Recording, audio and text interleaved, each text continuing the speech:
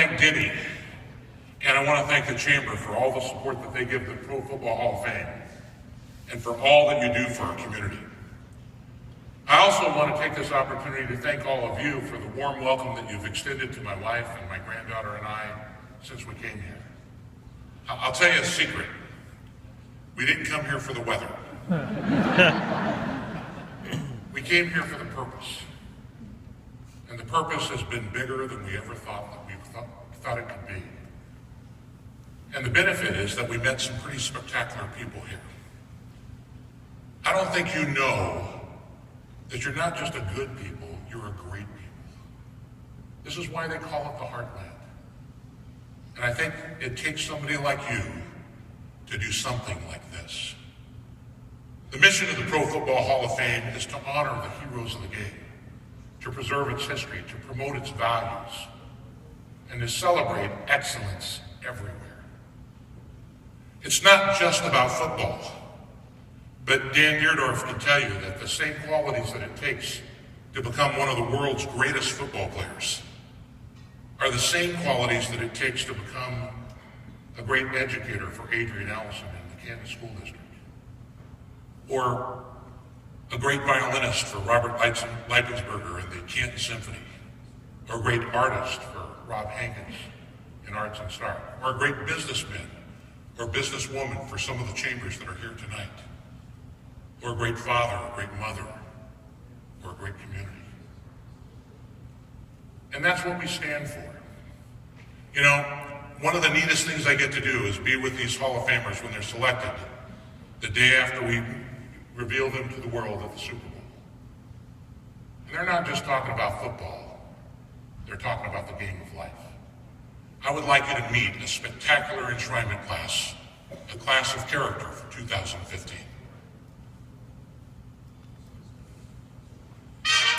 Professional football in America is a special game, a unique game. Played nowhere else on earth, it is a rare game. The men who play it make it so.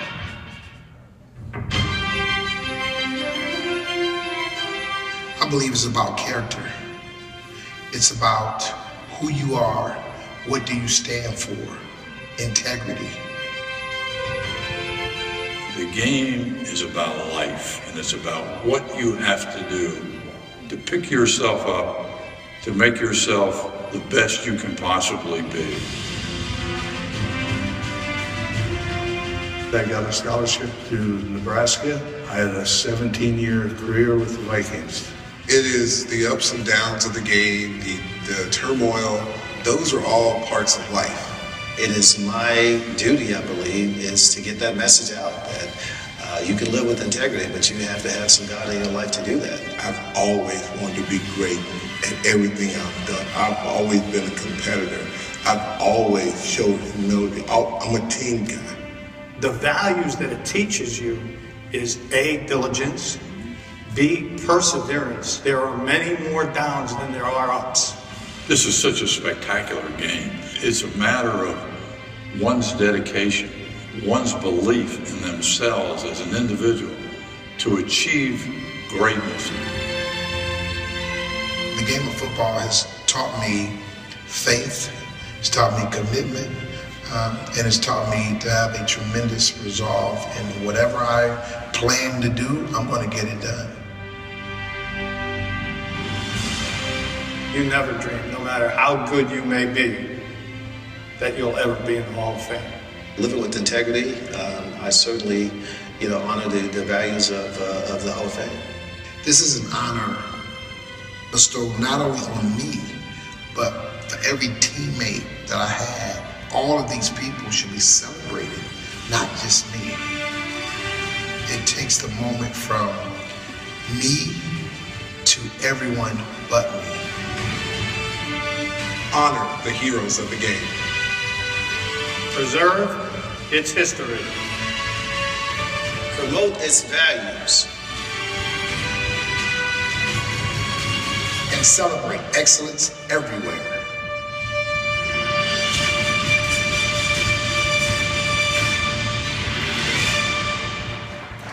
It's going to be a great class of character for 2015. great game. This year's game is between the Minnesota Vikings and the Pittsburgh Steelers. And I'm happy to tell you that we'll announce tomorrow that it's already a sellout. So make sure you get to the enshrinement to see these great guys. You know, when we came here, Colleen and I have a son that plays for the Atlanta Falcons. And so I was getting back in the football business, and I wanted to get his opinion to make sure it was okay. And he said, you know, Dad, that's great. He's played 4 years next to Tony Gonzalez, who may be the best tight end to ever play the game. He said, you know, Dad, what we say in the locker room about Tony isn't that he's the best tight end to ever play the game. It's not even that he's going to make the Hall of Fame. We say that he's going to Canton. That's Tony Gonzalez. He's going to Canton. You are a symbol of excellence for the rest of the world. And when they're talking about Canton, they're talking about the region, about Jackson and North Canton and Alliance and Massillon. You are a symbol of excellence where everybody knows is the best in the world. And with us tonight is one of the very best in the world of all time. He's one of the 30 offensive linemen to ever make it into the Hall of Fame. 13 years with the St. Louis Cardinals. He's also in the Hall of Fame as an announcer. 25 years with CBS, and he won the Pete Rozelle Award as one of the outstanding members of the media, at the Hall of Fame. But unlike all those other guys, he rode his bike by the Pro Football Hall of Fame when he was 12 years old, when it was being built. Please welcome native son, Hall of Famer, Dan Dierdorf.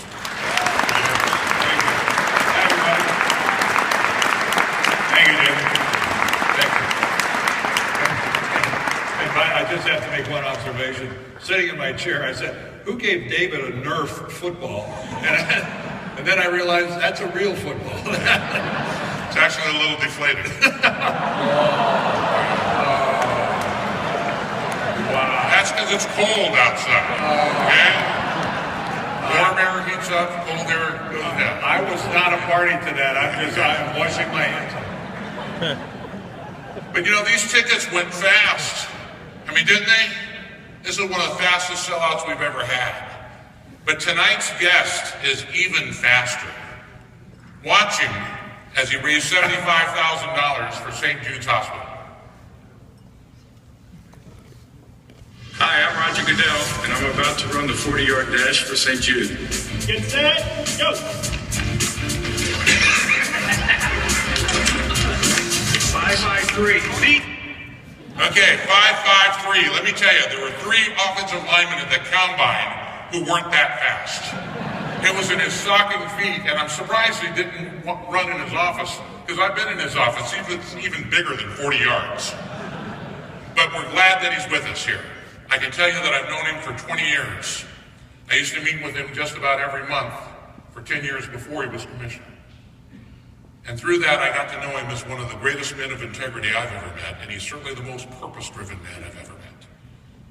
And when I got this job, he wrote me, and he said, we will make a difference beyond any imagined.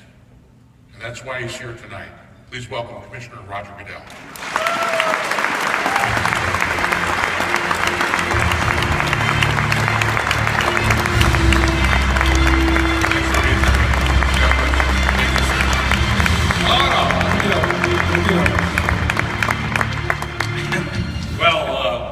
Good evening, ladies and gentlemen. And Roger, I got to tell you something.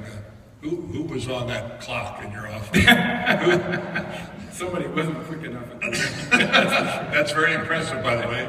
And I just would like everyone here to know, if I was one of the 3 offensive linemen at the combine that was slower than you, I'd be on suicide watch. That would not be good. Probably not a homework. No, but impressive effort. This is going to be a very relaxed evening, everybody. I just want to start off by saying, when David called me a couple weeks ago and asked me if I would come and be with the commissioner this evening, I said, the commissioner of what? And he said, no, Roger has agreed to come to Canton. And I said, isn't this still February? And I was pretty impressed. I actually thought David might have stumbled and hit his head on one of the potholes that I fell into driving into town. Mayor's over there. I don't take that personally, Mayor. Oh yeah. County engineer. So seriously, I would never consider sending you the bill for my broken front axle.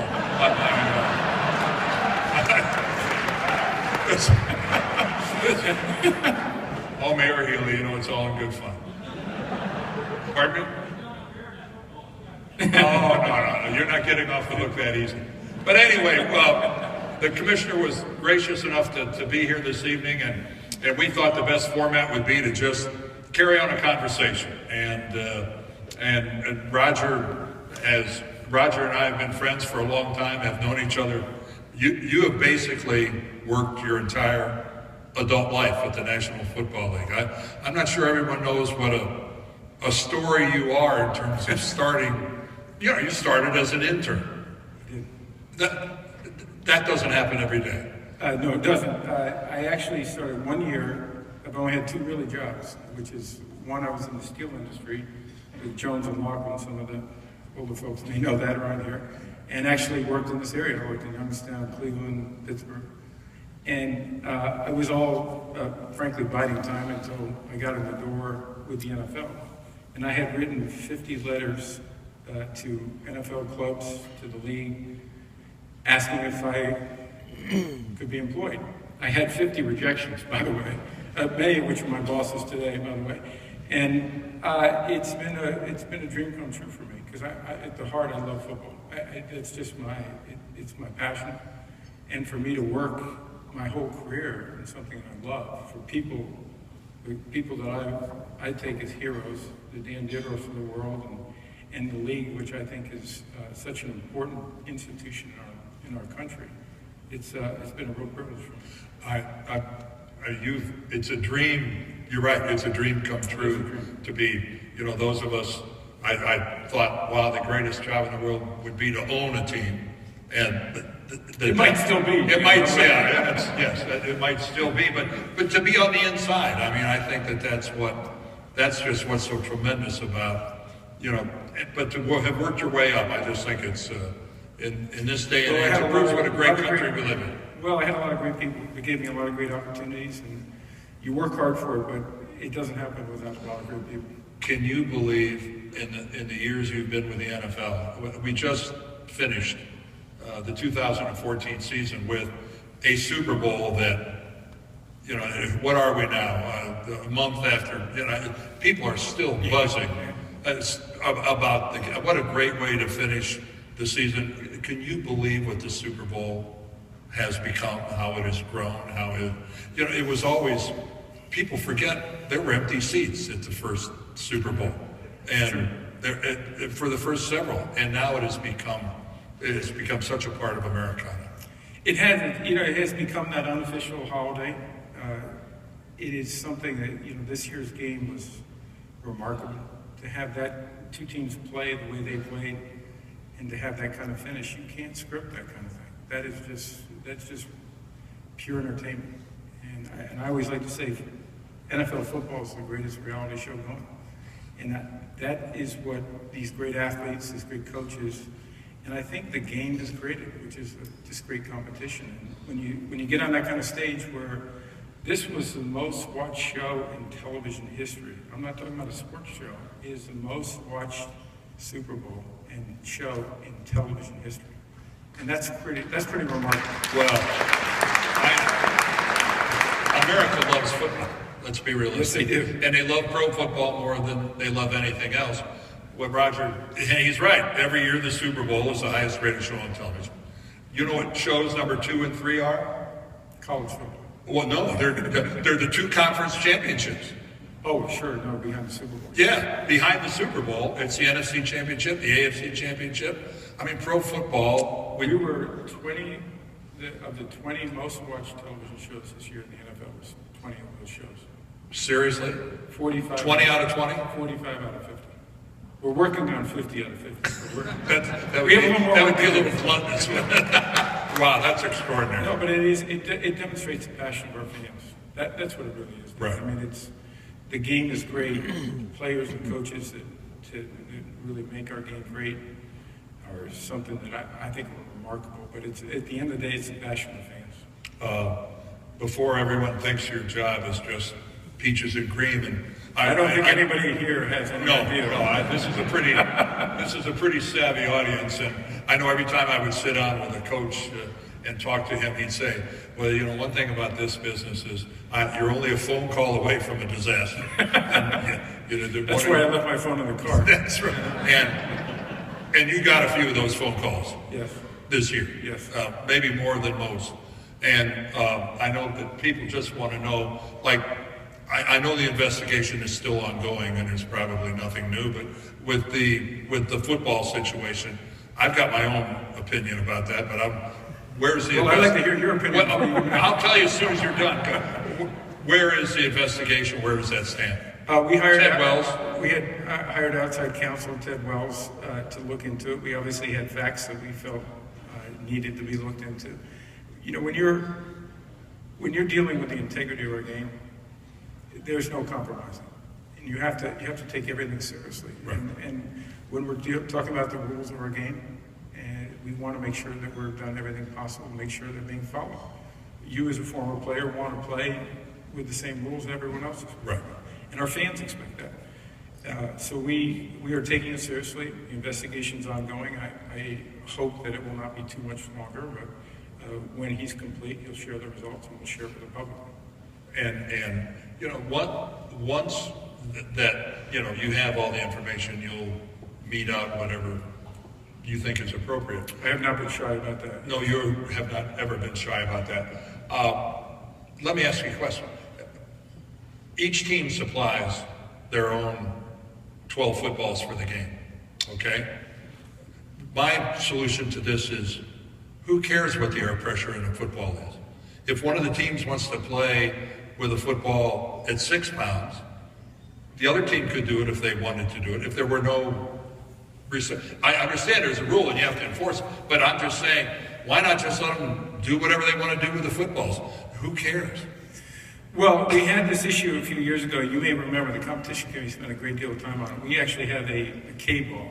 It's a special ball for kickers, where we found several years ago what kickers were doing. They were putting them in the dryer, they were putting them in the microwave, they were doing anything they can to get an advantage. Right. And what I think our rules are designed to create is a level playing field. Everyone's playing at the same level and within the same rules. Sure. That's something that we take very seriously. So the competition committee said, we will have a K-ball. No one will be able to touch that. Everyone's going to kick it and play with it at the same level. And for the quarterbacks and for the teams, when we're playing non-kicking plays, they have to play within a certain level of rules. So the officials inspect those balls before the game. They check the pressure. They visually check them. Quarterbacks have had a chance to play with them during the week, but they have to give them to the officials 2.5 hours before the game. Right. And we take that seriously. That's the foundation of our game and the integrity of our game. Oh, there's no argument about enforcing the rules. When you look back on the past year and your stewardship of the league and whatever, all of us look back on the last year and wish that I wish I'd have done things differently. Do you have some regrets or some lessons learned? Or well, sure. I think anytime you're in this business or frankly any other business, if you're not learning, you're making a mistake. Right. We don't have all the answers. We've learned a great deal this year. I think adversity brings out the best in an organization. I believe that's true of the NFL. We were very upfront about it. We learned a great deal. We've made a lot of changes. We've made changes with personnel. We brought in experts that have really given us a much better perspective on a lot of issues, whether it's domestic violence, sexual assault. But we've also we've instituted a personal conduct policy, which I think is going to be the standard for a lot of organizations in this country and maybe beyond that. And we're proud of that. We have to now implement that consistently and fairly, and we will.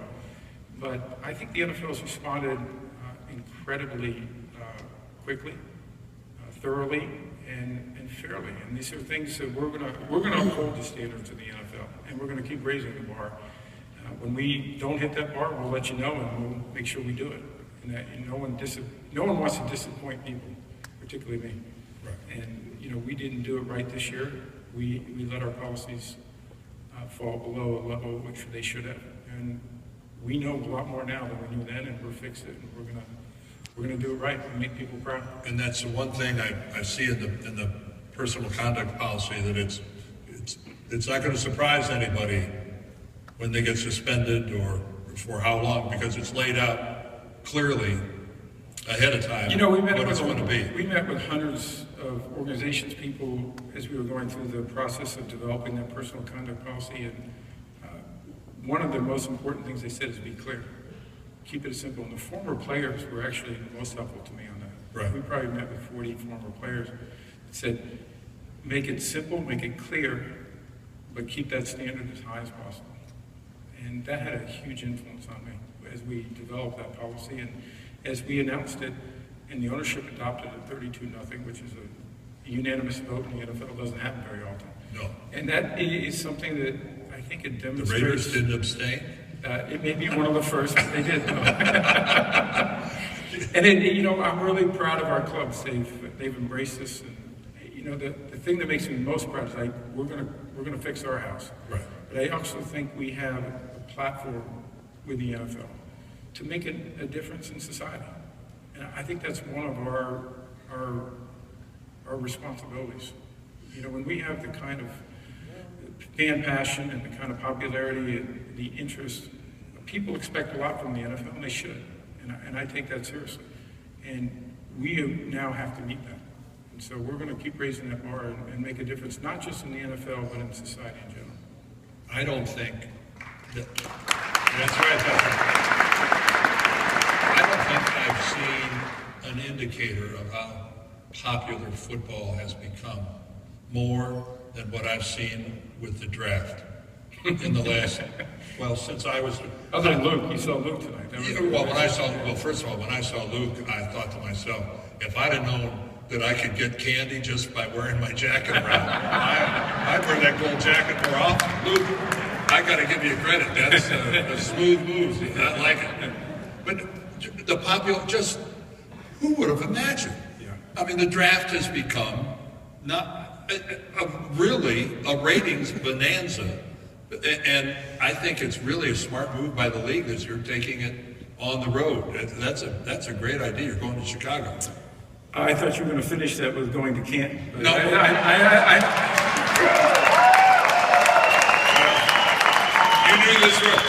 knew this was where it was headed, so thank you for doing my job, Roger. It's all yours.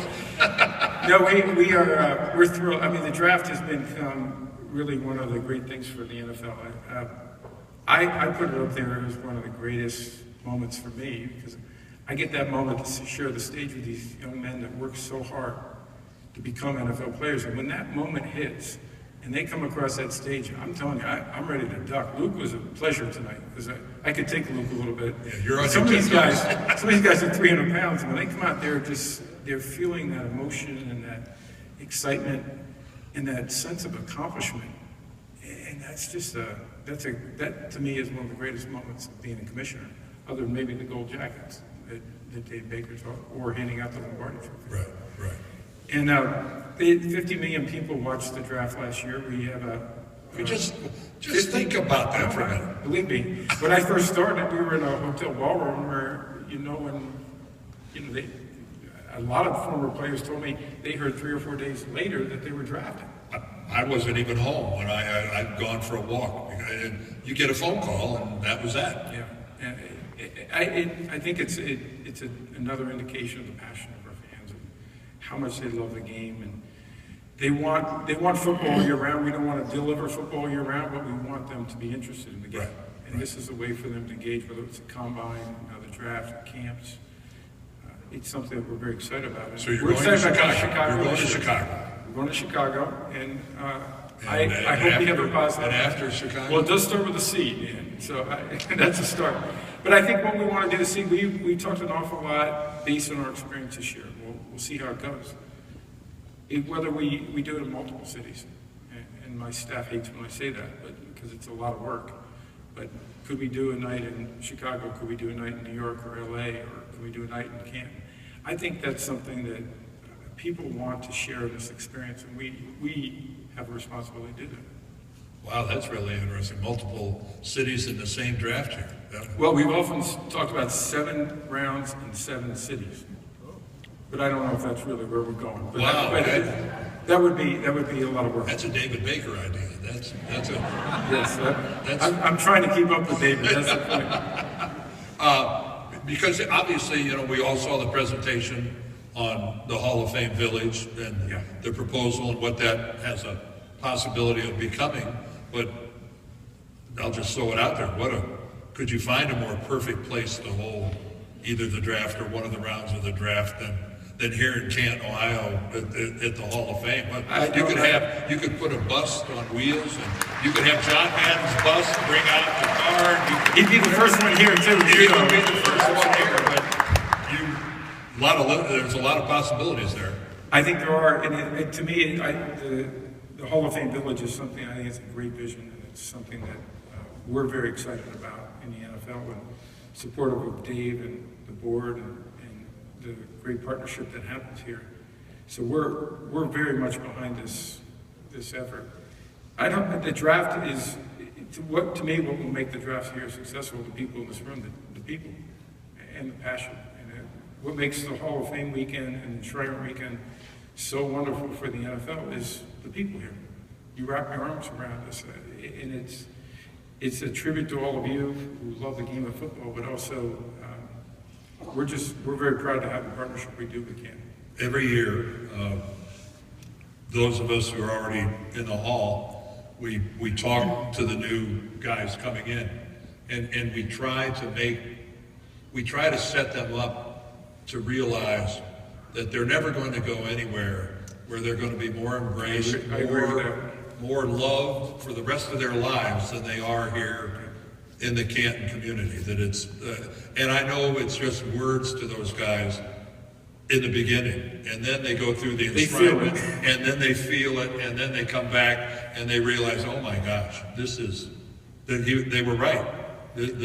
I think that, Dan, the number of Hall of Famers that come back. Yes, it's a reflection of that love and that admiration and the way people embrace it. That's again a tribute to the people here, but it's also a tribute to our great players who'd love to come back and celebrate that.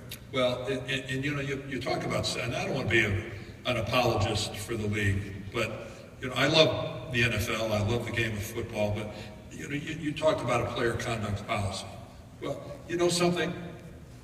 99% of the guys who play in the National Football League have no need for that player conduct policy. Absolutely true. And it's yes, but if you look at the numbers, it gets publicity because they're famous and because they play in the NFL. That's absolutely true. Demographically speaking, NFL players are by far and away, they get in less trouble than the general population by a wide margin. Very wide margin. But I would agree telling that to the guy on the street. No, it's the old adage that they don't cover safe landings. They cover the crash at the airport, and I think that's true with us. I mean, when people make mistakes and you're on that kind of a platform, you're going to get a lot of attention. And we have to remember these are young men. They come from a lot of different backgrounds with a lot of different support systems, some better than others. Obviously. And they have a lot of money in their pocket. They have a lot of money, a lot of attention, a lot of people that are maybe trying to influence them in a negative way, ultimately. And I couldn't be prouder of the young men who play this game. I really couldn't. They are outstanding young men that all of you would be proud of.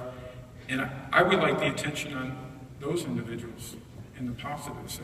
Some of you may have seen NFL Honors this year where we announced the NFL Walter Payton Award, which is not just for your contributions on the field, but more importantly, your contributions off the field. And a young man, a linebacker from Carolina named Thomas Davis, won the award this year. And it was one of the most inspirational acceptance speeches I've ever seen. And He's completely off the cuff. He's a wonderful An amazing story, but a man is giving back with his wife in the community and making a difference, a real difference in communities. And I I agree with you 100%. I couldn't be prouder of the guys. And that's one of the reasons that I'm so glad that the NFL embraces Canton and the Hall of Fame, because this really is, I know it's one of their mottos that this is a celebration of excellence. And, you know, I was talking to David the other day, and he said, you know, a lot of people think that you, and when he says you, he's talking about, you know, you and your fellow enshriners, just fell out of bed great. And it's a lot of hard work. Yeah, that's not, and I like to think that the guys who wear that gold jacket did it the right way. They did it, you know, and by and large, the vast majority of them are just outstanding members of their community. They're good husbands, they're good fathers. They've never been in trouble, and it's irritating sometimes. Well, see the publicity that's given to just a couple bad characters. As a player, I understand that, and I believe that's why we need a strong, we call it personal conduct policy, because that applies to me as well as to players, to our owners, to our front office executives. All of us have a responsibility to live up to that standard. That the people who came before us, the people who built the great league that we have, expect us to do. Right. And the people who are most passionate about that are the former players. I know that a lot of people in this room want me to ask this question. What do you have proposed, and what is on your agenda to make the Browns more competitive?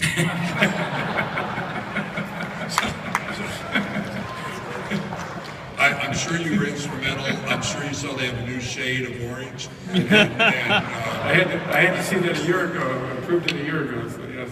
Did you have to approve it? That and the new uniforms, which I think you'll see in a few weeks or a month. I believe it's early April. So that's the that's the ticket. That's no. I'm a big fan of Jimmy Haslam and what he's doing. I believe, right. As you know, there are very few quick fixes in this business, and the league is so competitive, and you really have to build a foundation. And I think Jimmy's doing that. It's if it was easy, anybody could do it. And these are 32 competitive league teams that are working in a very competitive league, and so he's learned a great deal. He's, I think, making very smart decisions for the long term. And I think this community, and I know this is a Browns country, I think they're fortunate to have Jimmy Haslam as an owner, and we're fortunate to have him as an owner of the league. You mentioned 32 teams, which is where we are. Do you envision it staying at 32 teams for the foreseeable future? I do, Dan, for a number of reasons. 32 is a very good number for us as it relates to scheduling. Great balance. Great balance. And, you know, you don't want to expand so quickly that you dilute the quality of the product. Every day we start, we're talking about the game and the quality of the game. What can we do to improve the game for our fans? The second question is, what do we do to make sure we make it as safe as possible for our players? And we just want to continue to build the quality of what we're doing. And everything we do, whether it's the game itself, the experience in the stadium, the experience on television, we want to make sure that we're improving that at every opportunity. And I think the best way to do that is to stay within the 32-team format and work to try to improve what we're doing. Europe, do you really envision one day there being a team in London? I don't rule it out, Dan, and I say this only because every time we do something, particularly in the UK, but every time we're now playing 3 games in the UK. Right. The reaction has been extraordinary. They just want more. Well, I've broadcast several of those. I know you've been there. They're sold out. And we sold out 3 games at an 85,000 seat stadium. And they want more. And we may go to 4 games. What I see there is a growing passion for the game. And we're going to keep feeding that passion. I don't know where it goes, whether it ends up being a franchise in London, but I don't rule it out. Yeah. I've got a question for you. You've had a few. And again, I'm going to start this off by saying this is one of my pet peeves. But I've seen, I'm not going to cast, I'm not going to cast judgment on these people, but I get irritated when I see everybody's entitled to their opinion. But I see some guys saying, I wouldn't want my son to play football. And guys who, their lives have been tremendously enriched by having played football. I'm just old-fashioned enough to still believe that it's a great game and that kids can learn an awful lot about life by being exposed to good coaching, by being, that it can be a really positive experience. And that has to be a concern to the NFL when you hear people talk like that. I don't think you're old-fashioned about that at all. I believe what makes football so popular here and makes it so great is what makes America great. It's the same values. It's the hard work. It's the teamwork. It's people working together to achieve something bigger than any one individual. Right. It's the perseverance that you get when you're knocked down and you have to learn how to get up. Bill Polian said it there. There are more downs and ups a lot of times, but when you overcome that, that's what we are as Americans. That's what we are about. Getting up and overcoming it. I believe that's still what makes football so popular. I would not give up a single day that I played football. My guess is you wouldn't either. No, oh no. And the lessons we learn from football are things that we use every day. Every day I'm working as commissioner of the NFL, I think about the discipline and the perseverance, the determination, the adversity, and how to overcome that. And what I learned in football is incredibly important to who I am and frankly my ability to do my job. You were the captain of your high school team, weren't you? I was, and that was it was a great opportunity for me to get probably my first exposure to leadership and to be a part of a team and to create success. You can't be successful in life if you're not part of a team, if you can't work well with people. Right. And that's what we learned about the game of football. And so I think there are a lot of great things about this game, and the future of this game is very bright. I'm optimistic about it, whether it's on the NFL level or on the youth level. And we're seeing that kind of reaction. And yes, we have our challenges, but the football, in my view, is going to be the most popular game in this country for a long, long time. We're going to work hard every night and every day. Well, I know you're spending millions of dollars in your youth initiatives and Play 60 and all that. How do you view their success? Very positively. In fact, high school football, the number of young kids playing high school football for the first time in 5 years went up this year. Which, by the way, is kind of popular around here. I think it is. There's some pretty good high school football around here.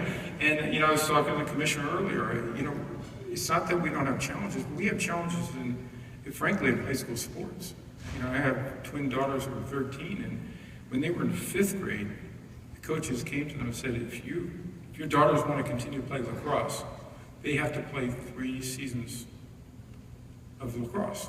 And I said, well, that's up to them, but I'm not in favor of that. I'm a big believer that, kids need to play sports.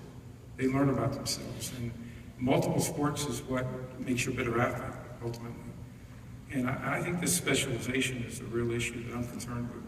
It's just about young kids not playing all sports. I know that every August you're coming back to Canton. You betcha. Something you really look. As long as you let me back, I'll come. No, I don't think that's a problem.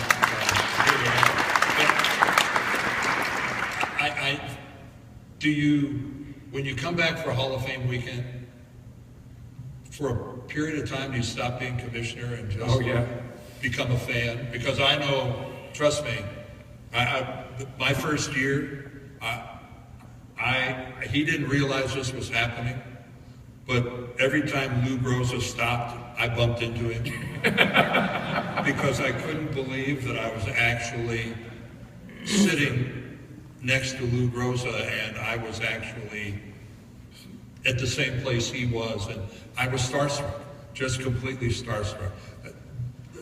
That has to be fun to just become Joe fan for a Dan, I wasn't born a commissioner.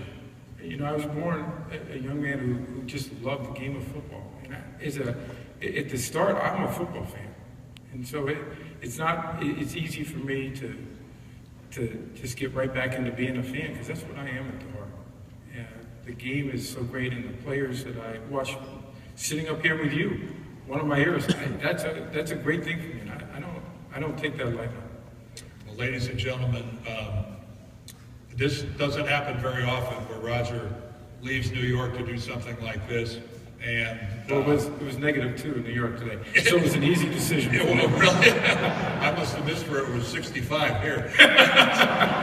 But again, I think everyone here, myself included, we owe Roger a real round of applause for being here this evening. Roger can't hold us around here. Thank you for coming. Thank you, Dick.